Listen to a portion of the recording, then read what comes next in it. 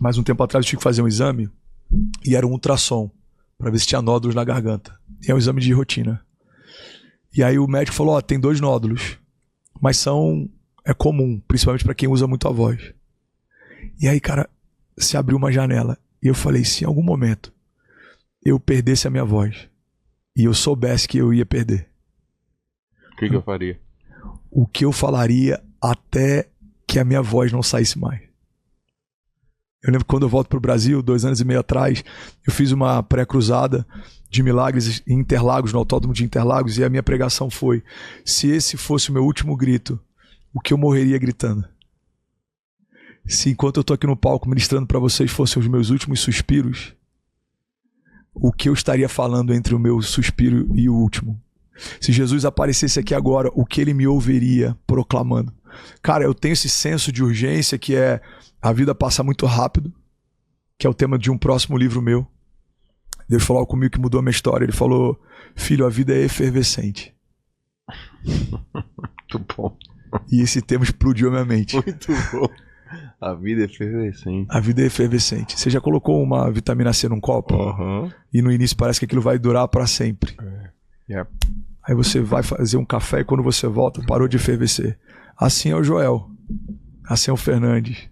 Eu já tive essa pira aí da garganta também. Já, mano? Louco, né? Eu já tive, foi um pouco mais dura, porque em 2011 eu descobri um nódulo na minha tireoide. Uau. Maligno. E aí eu pensei, pô, meu, caramba, se eu perco o braço eu consigo trabalhar. Se eu perco a perna eu consigo trabalhar. Se eu fico paralítico eu consigo trabalhar. Se eu fico cego eu consigo trabalhar. Mas, pô, mas se eu fico sem voz? Sem voz? O que Deus quer me ensinar com isso? Qual que é a lição que Ele quer me mostrar? O que é pra eu aprender? Acho que talvez esse senso de urgência que eu tenho... Cara, eu trabalho todos os dias. Eu falo todos os dias. Eu escrevo todos os dias. Qualquer pessoa que entrar em qualquer rede social minha, todo dia eu vou estar lá. Eu cresço nas redes sociais todos os dias e eu sinto que é pouco. E todos os dias eu falo, pouco. Dá pra ir mais. Tem mais gente, tem mais gente, tem mais gente, tem mais gente. Eu preciso impactar mais gente, mais gente. Como que eu posso chegar em mais gente? Como que eu posso chegar em mais gente? Eu tenho essa pira aí também. Uau. Essa é a tua medida. Eu tenho essa pira aí também. É a tua zona de graça. É, porque foi me dado muito. É isso. E você, cara, eu acho que você tá num lugar que é um lugar extraordinário, mas também é o lugar mais perigoso que a gente pode estar. É o lugar onde a gente não tem mais desculpas para não cumprir o comissionamento que recebeu. Yeah. Porque eu lembro quando meu home office era o quarto de passar roupas da minha casa.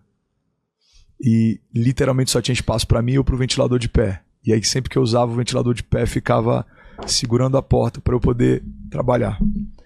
Eu lembro quando, cara, eu levava pastores, eu servia na minha igreja no Rio de Janeiro e às vezes ia levar para o aeroporto ou para o hotel. E eu tava com o carro na reserva, o IPVA atrasado e eu ia orando para não ter nenhuma blitz no meio do caminho e eu não ser envergonhado. Uhum. E não faz muito tempo. Agora, eu toco todo tipo de cara. Eu tô recebendo de Deus acesso em vários lugares. Uhum. O combustível no tanque do carro não é mais um desafio. O tamanho da sala não é mais um problema. Os acessos não são mais tão pequenos. Uhum. Ou seja, é como se Deus... Não tem desculpa. É como se Deus falasse, tudo que um dia foi impeditivo, agora você tem e sobra. Vai. E eu acho que é nesse momento que a gente é testado. Porque muitas vezes a gente falou, cara, um dia se eu tiver tal coisa. Quantas vezes eu ouço gente falando, pastor, um dia se eu for rico, eu vou ajudar muito os pobres. Um dia se eu tiver, sei lá, alcance, eu vou fazer tal coisa. E às vezes esse dia chega, cara, e a gente é reprovado quando esse grande dia chegou. Porque a gente vê que, na verdade, aquilo ali era só fogo de palha. Eu acho que o teu maior teste, o meu maior teste, acontece no nosso melhor momento. É quando a gente não tem desculpa. É isso aí. Joel, se você quiser mobilizar uma geração para fazer qualquer coisa agora, você consegue mobilizar um exército. Exato. Então qual que é o teu desafio hoje? É discernir o que está na agenda de Deus. Pois é, eu queria ir mais fundo nesse papo da agenda de Deus. Sim. O que o salmista fala sobre? O Senhor já escreveu cada um dos meus dias no seu livro, antes de qualquer um deles existir. Primeiro princípio fundamental. A sua história já foi escrita por Deus. Segundo princípio fundamental. A sua história já foi estabelecida, logo pode ser acessada. Uma das coisas que eu mais faço é pedir para Deus me deixar acessar páginas da minha história que já foram escritas, porque quando eu consigo discernir um pouco do futuro, o peso do processo fica mais leve. Certo. Agora, é aí que muita gente não entende como que funciona livre-arbítrio com uma história escrita por Deus. Certo. Pô, se Deus já escreveu uma história, onde é que está meu livre-arbítrio? Qual é a minha liberdade? A tua liberdade está em aceitar uma história que Deus escreveu ou abortá-la para escrever a sua sozinho? Então, o livre-arbítrio da criação está em dizer: Deus, legal que você escreveu para mim, mas eu acredito que eu consigo escrever uma história melhor sozinho. Tá bom. Então, o livre-arbítrio está em poder abortar, cancelar, não acessar, não discernir, não se mover por algo que já foi preparado para você na eternidade passada. Agora, como é que eu penso hoje, tá? Eu tenho 36 anos. Então, você imagina.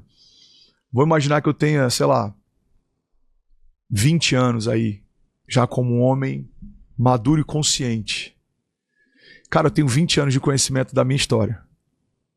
Eu não conheço mais do que 20 nações. Eu tenho 3 filhos. É muita arrogância eu achar que sozinho eu vou escrever algo pra mim que seja melhor do que alguém. Que é o Pai da eternidade, que conhece o meu passado, o meu presente e já visitou o meu futuro. Que estabeleceu coisas pra mim antes do ventre da minha mãe ser gerado. É muita arrogância, alguém que é não só Pai da eternidade, mas ele desenhou toda a criação. Foi ele que estabeleceu para o mar os limites, até onde o mar pode ir.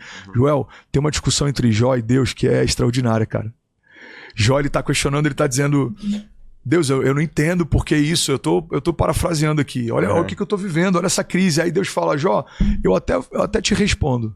Eu até vou responder suas inquietações. Se antes você me responder algumas perguntas. E as perguntas que Deus faz para Jó, a maior parte delas a ciência moderna não consegue responder até hoje. Ele fala: Jó, onde é que você estava quando eu estabeleci os fundamentos da terra? Jó, para quem eu pedi conselho? Jó, aonde você estava quando eu estabeleci cada uma das estrelas e as chamei pelo nome? E aí me pega muito, cara, quando Deus fala assim: Jó, onde você estava quando eu disse para o mar até onde ele pode ir e aonde ele vai se limitar e o seu orgulho vai se desfazer em ondas? Cara, pega isso aqui, Joel. A gente chama a Terra de planeta Terra, mas na verdade faria mais sentido a gente chamar a Terra de planeta Água, porque tem mais água do que terra. Me explica por que a água não tomou toda a cobertura da Terra. A Bíblia está aí a resposta.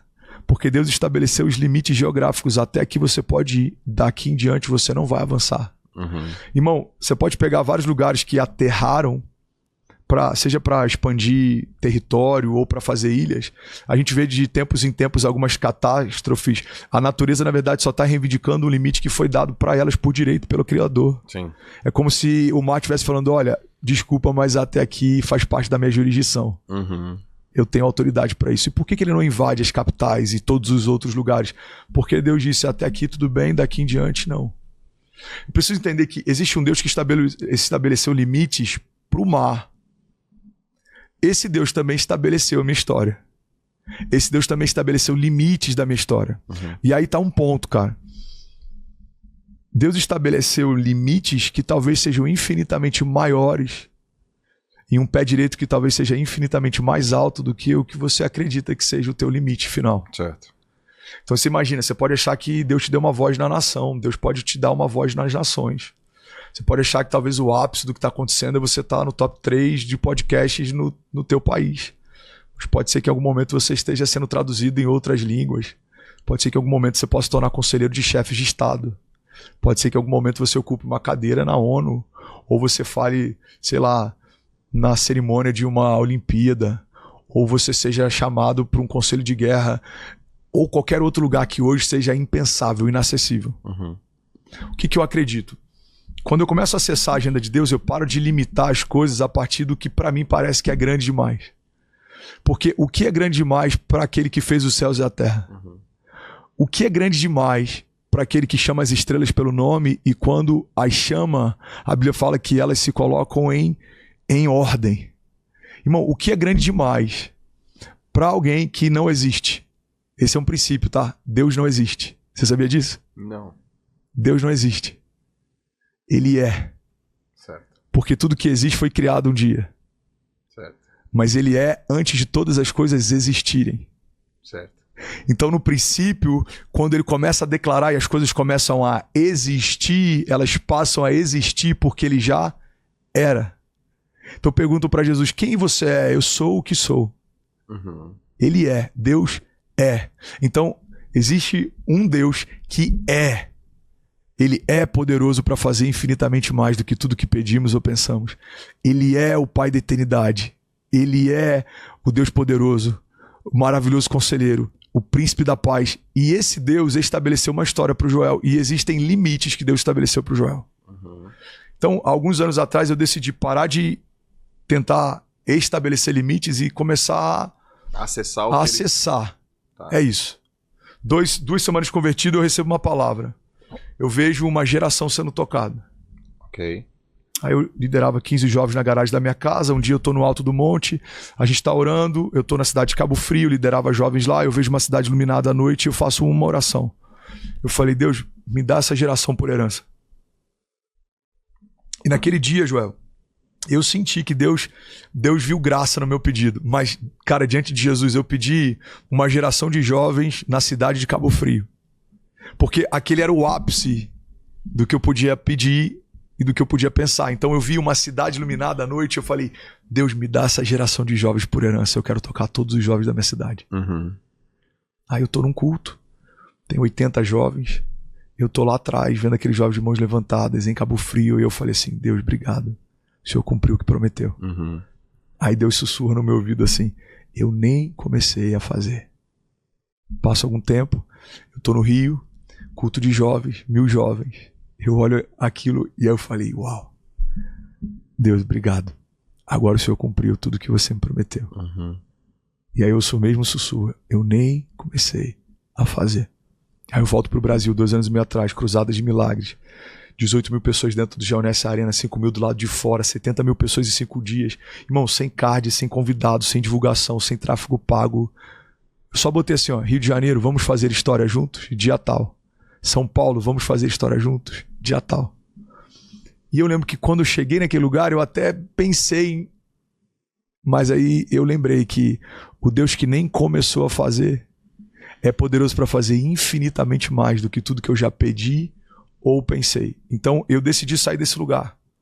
É extraordinário ver uma igreja celebrando uma virada de ano no Allianz com 45 mil pessoas e 20 milhões de brasileiros pela TV aberta. Mas eu não vou dizer que ele concluiu porque eu acredito que ele nem começou a fazer. E no ano que vem, quando a gente anunciar 2 estádios e tiver mais de uma rede de televisão e tiver jornais de outros países e estiver sendo traduzido em outras línguas simultaneamente, eu não posso dizer, Jesus, obrigado, porque eu acredito que ele ainda nem começou a fazer. Então, acho que a chave que eu aprendi, Joel, e eu acho que faz sentido você aplicar, porque eu vejo isso em você, é reter a essência do que foi prometido, mas não limitar a dimensão do que ele prometeu. Certo. Então, você já entendeu, Deus te deu voz. Uhum. Mas você não tem nem ideia ainda da dimensão do que Deus vai fazer com a tua voz. Nem olhos viram, nem ouvidos ouviram, nem penetrou no coração do homem aquilo que Deus preparou. Aí a gente olha para isso e fala, cara, então tá oculto, tá escondido. Não, no mesmo texto, logo em seguida a Bíblia diz, mas Deus já revelou por meio do seu Espírito. O que a Bíblia está dizendo não é que Deus não vai te deixar saber. O que a Bíblia está dizendo é que os seus olhos naturais não vão perceber, entendi, os seus ouvidos naturais não vão ouvir, o seu coração natural não vai sentir, mas pelo Espírito Deus está dizendo o propósito pelo qual você foi gerado. Por isso que tem que conectar na rádio certa. É isso. Senão não escuta. Senão não escuta. Tem que voltar pro lugar da origem. É nesse lugar, cara, que estão todas as respostas. O lugar das respostas é o jardim, cara. É onde você foi gerado. Imagina o seguinte, imagina que foi tatuado no teu interior cada promessa que Deus te fez. Uhum. Por que Deus coloca as promessas dentro e não fora? Olha que foto isso aqui, mano. Posso discorrer sobre isso? Uhum.